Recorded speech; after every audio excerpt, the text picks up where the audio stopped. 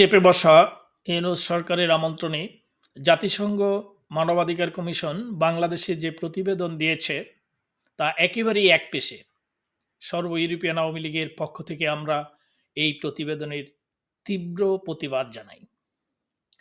বাংলাদেশে সংগঠিত মানবাধিকার লঙ্ঘনের তদন্ত প্রতিবেদনে জাতিসংঘ বলেছে, রাজনৈতিক নেতৃত্ব এবং ঊর্ধ্বতন নিরাপত্তা কর্মকর্তাদের অবগতি, সমন্বয় ও নির্দেশনায় জুলাই-আগস্ট মাসে মানবাধিকার লঙ্ঘনের ঘটনা ঘটেছে। প্রতিবেদনে বলা হয়েছে, সাবেক সরকার এবং এর নিরাপত্তা ও গোয়েন্দা বাহিনী আওয়ামী লীগের সঙ্গে যুক্ত হয়ে সহিংস উপায় ব্যবহার করে গুরুতর মানবাধিকার লঙ্ঘন করেছে।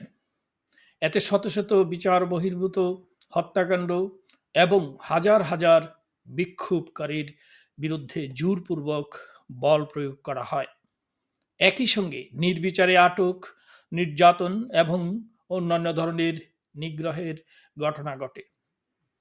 প্রশ্ন হচ্ছে, যখন একটি নির্বাচিত সরকারকে ক্ষমতাচ্যুত করার জন্য পরিকল্পিতভাবে ষড়যন্ত্র করা হয়, তখন কি সরকার জনগণের কল্যাণে সেই ষড়যন্ত্র নস্যাতের চেষ্টা করবে, নাকি হাত গুটিয়ে বসে থাকবে? জাতিসংঘ মানবাধিকার কমিশন তাদের প্রতিবেদনে উল্লেখ করেছে, ১ জুলাই থেকে ১৫ আগস্টের মধ্যে বিভিন্ন সময় বাংলাদেশ পুলিশের ৪৪ জন কর্মকর্তা নিহত হয়েছেন। এখানেই মূল সত্যটি উঠে এসেছে। আমাদের সবারই মনে আছে, তথাকথিত বৈষম্যবিরোধী ছাত্র আন্দোলনের তথাকথিত সমন্বয়ক হাসিব আল ইসলাম একটি বেসরকারি টেলিভিশনের টক শোতে বলেছিলেন, যদি মেট্রো রেলে আগুন দেওয়া না হতো বা যদি পুলিশদের না মারা হতো, তাহলে বিপ্লব এত সহজে অর্জিত হতো না।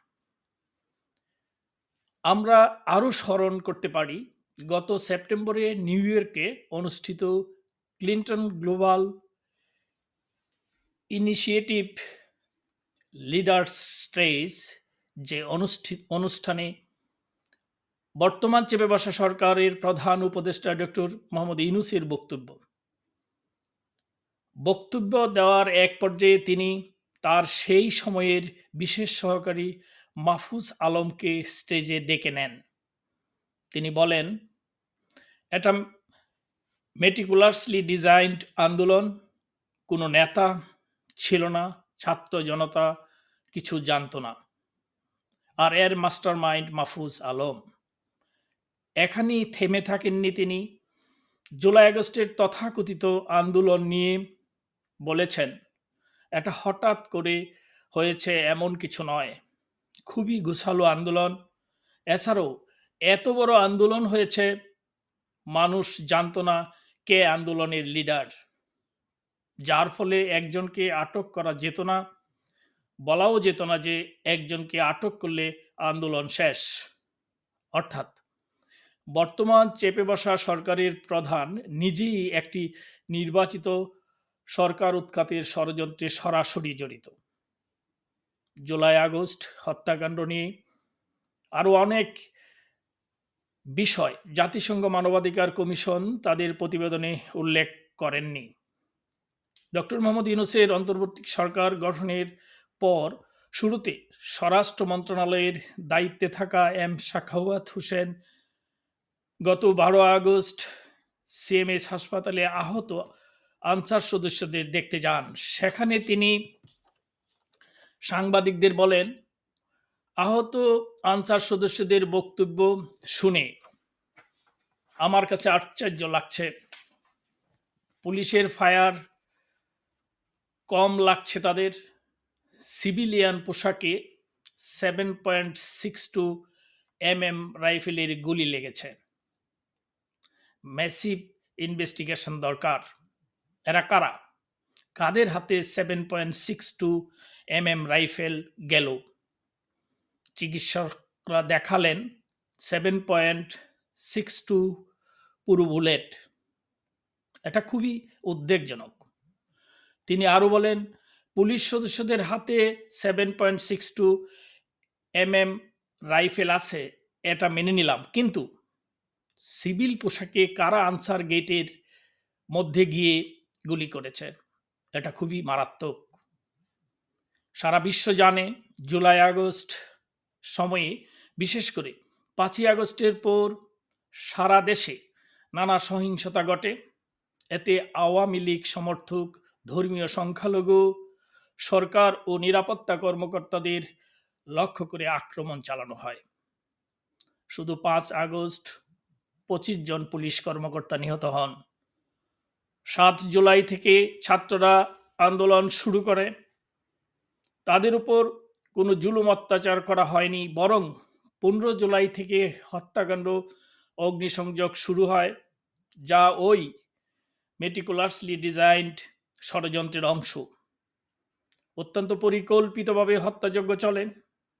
যখন 6 জন নিহত হয়, তখনই শেখ হাসিনা বিচার বিভাগীয় তদন্ত কমিটি গঠন করে দেন। এই তদন্তে জাতিসংঘের সহযোগিতা চেয়ে বক্তব্য দেন। তারা তদন্তের কাজও শুরু করে। কিন্তু ইউনূস একটি নির্বাচিত সরকারকে ষড়যন্ত্রের মাধ্যমে সরিয়ে দিয়ে ক্ষমতা দখল করে।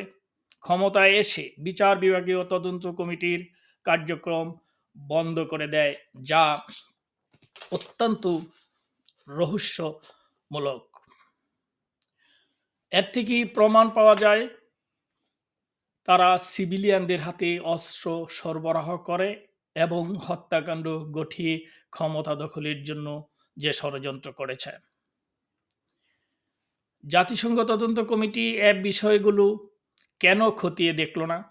এটাই আমাদের প্রশ্ন। জাতিসংঘের কাছে অনুরোধ, যথাযথ বিশেষজ্ঞ দিয়ে লাশের ফরেনসিক পরীক্ষার মাধ্যমে তদন্ত করার ব্যবস্থা নেওয়া হোক। সত্যটা বের হয়ে আসবে। 1 জুলাইয়ের পর দেশের বিভিন্ন স্থানে অনেক থানায় হামলার ঘটনা ঘটেছে। এসব হামলায় বিক্ষোভকারীদের হাতে থানা জ্বালিয়ে দেওয়া থেকে শুরু করে 450টিরও বেশি থানা ভাঙচুরের ঘটনাও ঘটেছে।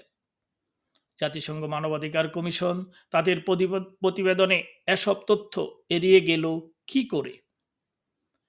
আমরা মনে করি জাতিসংঘ যে প্রতিবেদনটি দিয়েছে তা একপেশে এবং ইউনূস সরকারের ডিকটেশন মেনে তৈরি করা। আমরা এই প্রতিবেদন প্রত্যাখ্যান করছি। জাতিসংঘের মতো একটি প্রতিষ্ঠান এ ধরনের কাজ করতে পারে, এটি আমাদের কাছে বিস্ময়। আমরা মনে করি জাতিসংঘের উচিত এ ধরনের একপেশে প্রতিবেদন নিজ দায়িত্বে প্রত্যাহার করে নেওয়া। জয় বাংলা, জয় বঙ্গবন্ধু, বাংলাদেশ চিরজীবী হোক।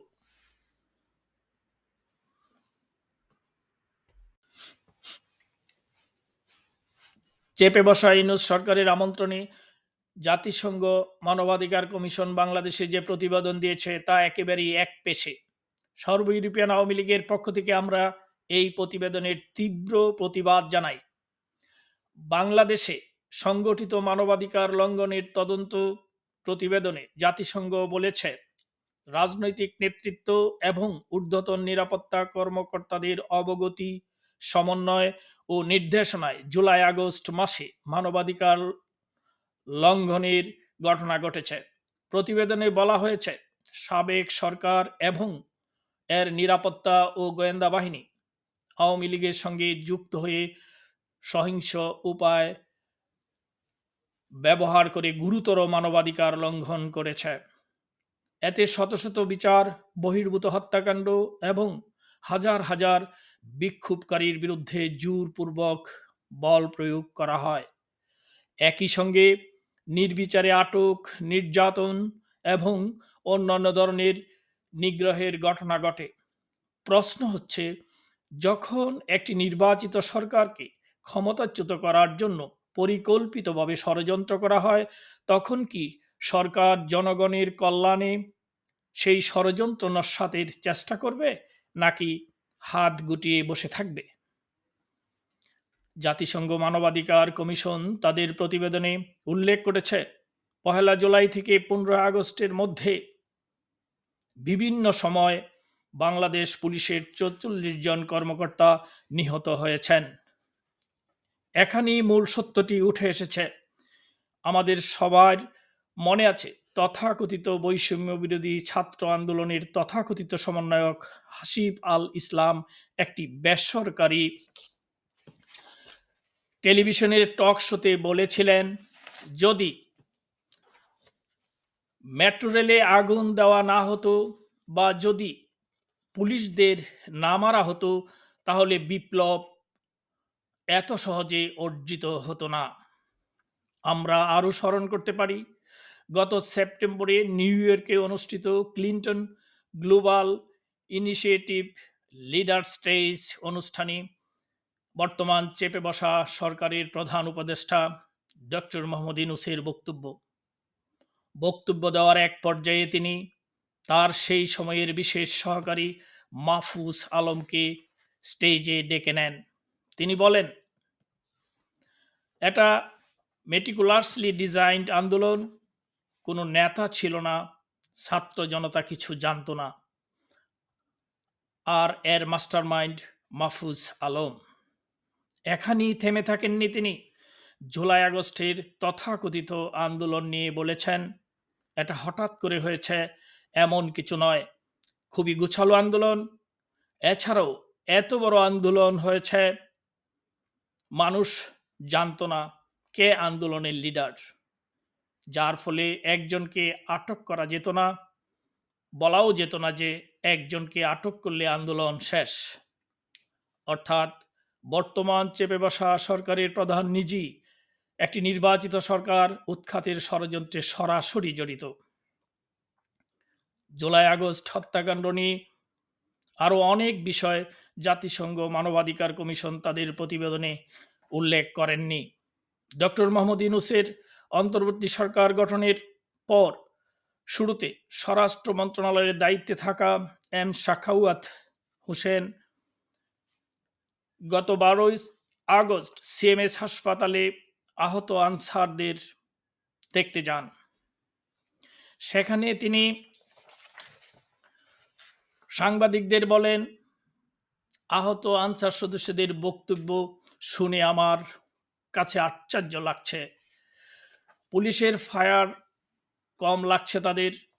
সিভিলিয়ান পোশাকে 7.62 mm রাইফেলের গুলি লেগেছে।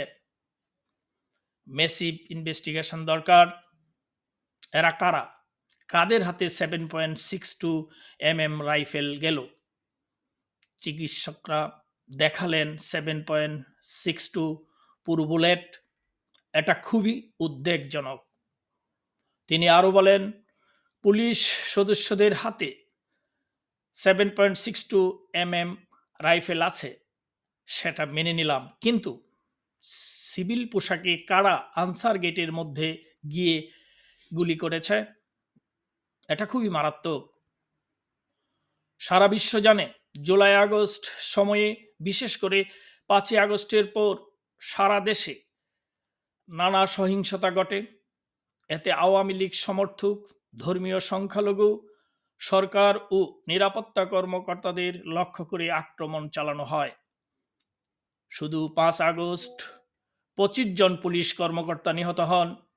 7 জুলাই থেকে ছাত্ররা আন্দোলন শুরু করে, তাদের উপর কোনো জুলুম অত্যাচার করা হয়নি, বরং 15 জুলাই থেকে হত্যাকাণ্ড, অগ্নিসংযোগ শুরু হয়, যা ওই মেটিকুলাসলি ডিজাইনড ষড়যন্ত্রের অংশ।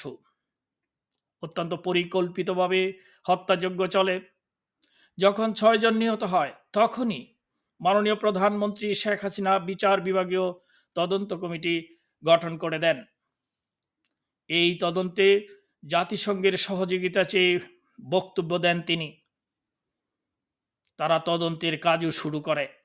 কিন্তু ইউনূস একটি নির্বাচিত সরকারকে ষড়যন্ত্রের মাধ্যমে সরিয়ে দিয়ে ক্ষমতা দখল করে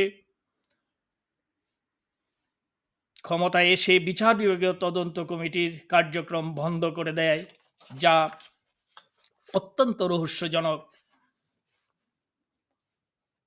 এর থেকেই প্রমাণ পাওয়া যায় তারা সিভিলিয়ানদের হাতে অস্ত্র সরবরাহ করে এবং হত্যাকাণ্ড ঘটিয়ে ক্ষমতা দখলের জন্য যে ষড়যন্ত্র করেছে। জাতিসংঘ তদন্ত কমিটি এই বসে বিষয়গুলি কেন খতিয়ে দেখল না, এটাই আমাদের প্রশ্ন। জাতিসংঘের কাছে অনুরোধ, যথাযথ বিশেষজ্ঞ দিয়ে লাশের ফরেনসিক পরীক্ষার মাধ্যমে তদন্ত করার ব্যবস্থা নেওয়া হোক, সত্যটা বেরিয়ে আসবে। ১ জুলাইয়ের পর দেশের বিভিন্ন স্থানে অনেক থানায় হামলার ঘটনা ঘটেছে।